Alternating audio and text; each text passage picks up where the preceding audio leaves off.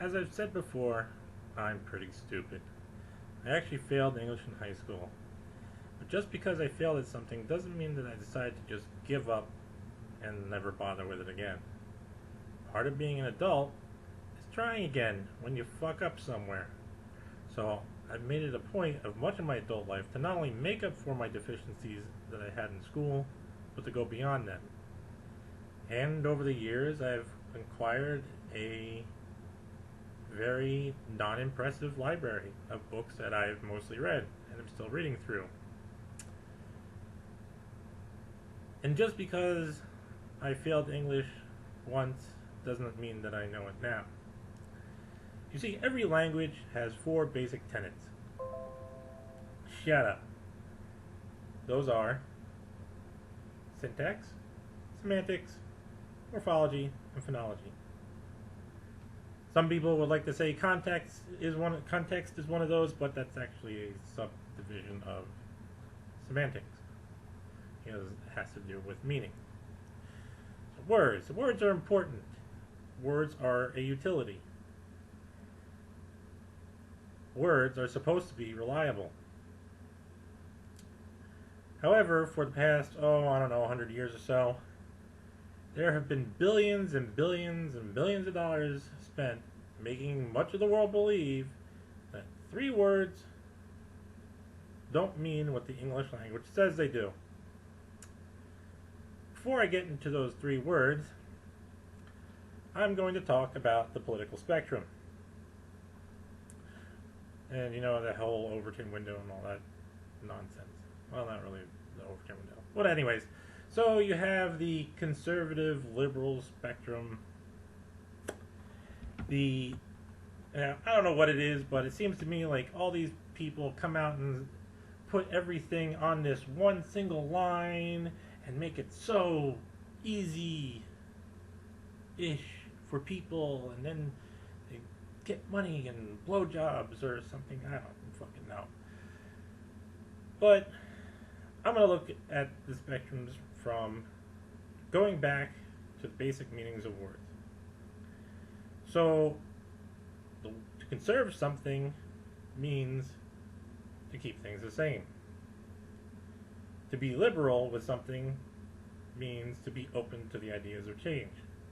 So realistically, if you look at that spectrum, it becomes more of something that looks something more like this: progressive, conservative, natural change, because it happens whether you like it or not, liberal, progressive. Many people think, or many people call right-wing organizations fascist, and there is some truth in that, because fascism has been, or at least authoritarianism in one form or another, monarchy, despotism, blah blah blah, has been something of human history's past. And yet, you'll get people calling liberals fascist. And it'll be true. But how can there be fascists on both sides of the spectrum? Oh, it's really simple. Because the conservative liberal spectrum has to do with change and handling change of values and personal lives, not rule. Rule is a perpendicular spectrum to the spectrum of change. The spectrum of rule goes from cooperative to hierarchical. Oh wow, look at that. We use language to analyze our politics. Don't send me money, and please don't suck my dick. Now, let's get into those three words. Those three words are feminine, social, and commune. Feminine meaning of the female body, or of female characteristics, or having something to do with traditionally female characteristics. Social meaning of people, society, that kind of thing. Commune. Everybody knows what a commune is. Usually you get religious people there. They all come together and they all work together to feed themselves, take care of their homes. You know, like the Amish. The Amish is basically a commune. When you attach a suffix or a prefix to a word, it modifies the meaning of the word. However, it does not abandon it. And that is what you've been led to believe happens with these three words. The suffix ism or ist has to do with the promotion of that base word idea.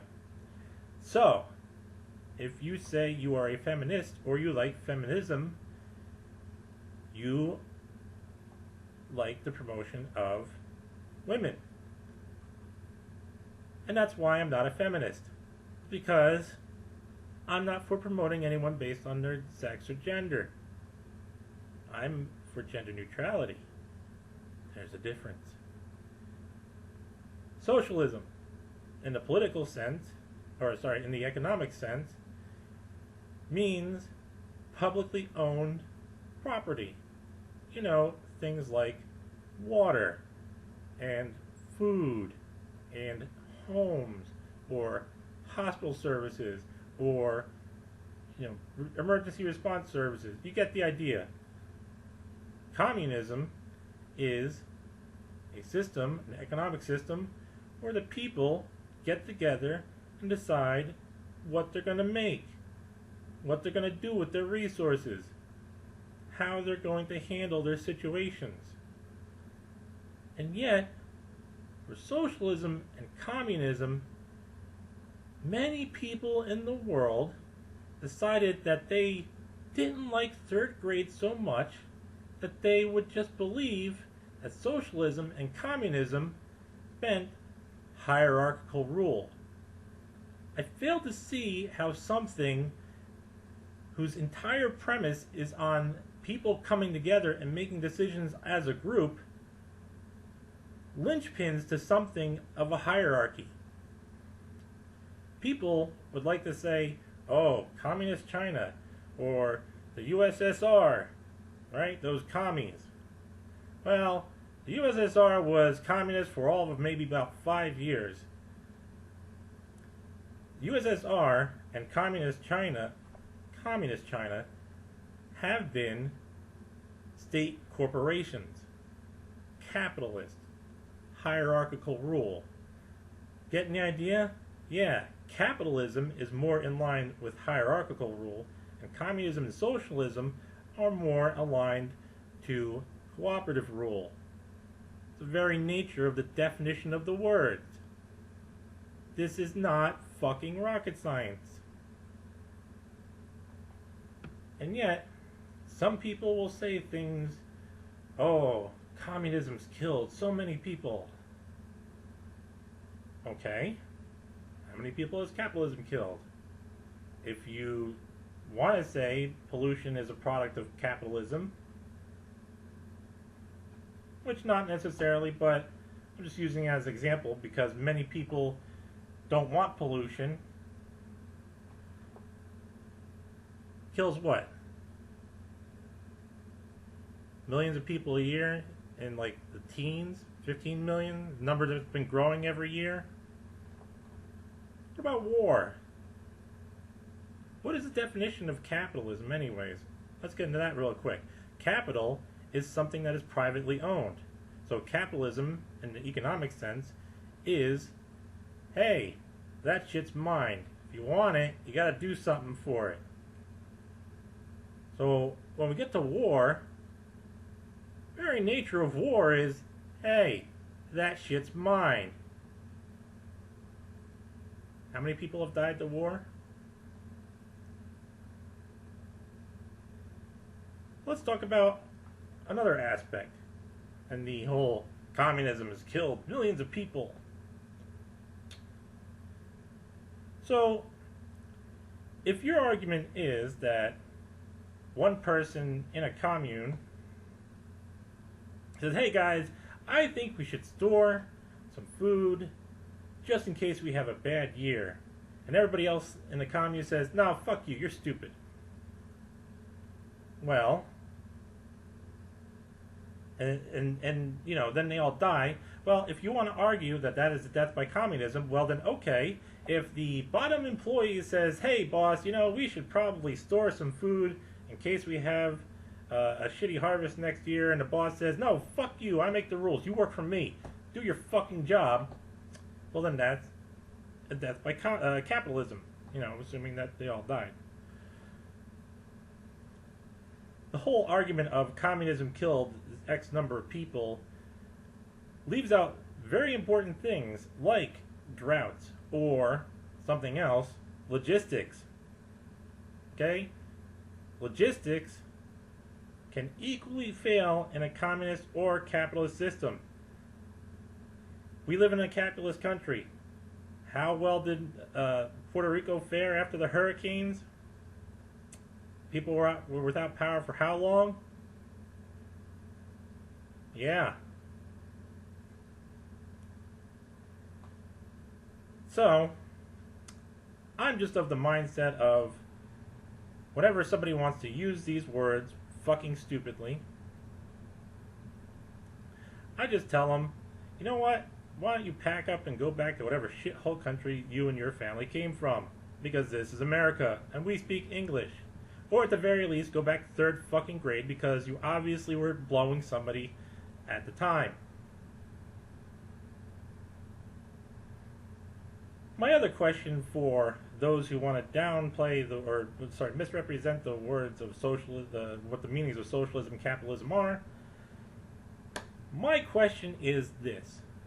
What word then means a public ownership of the utilities and resources we all depend on? What word then means a system where the people come together and decide as a group how to handle everything? Because that is a system that I would like to live in.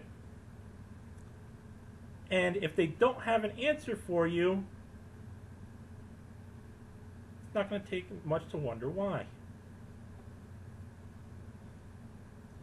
Now, all these people that have been trashing communism really have been saying, fuck the people. You know, trashing communism and socialism, same thing. Fuck the people. Which is okay. I mean, hey, maybe that's what you believe. I mean, me, personally, I'm a misanthrope. I don't hide this. So then, question for you becomes, why is this asshole misanthrope running for president with the only political objective of taking power away from the few and handing it to the many? Ultimately, I think I've made my point. Point is, language is a utility. Pay the fuck attention to what things actually mean and stop buying the bullshit. Stop drinking the fucking Kool-Aid. Okay? Thank you.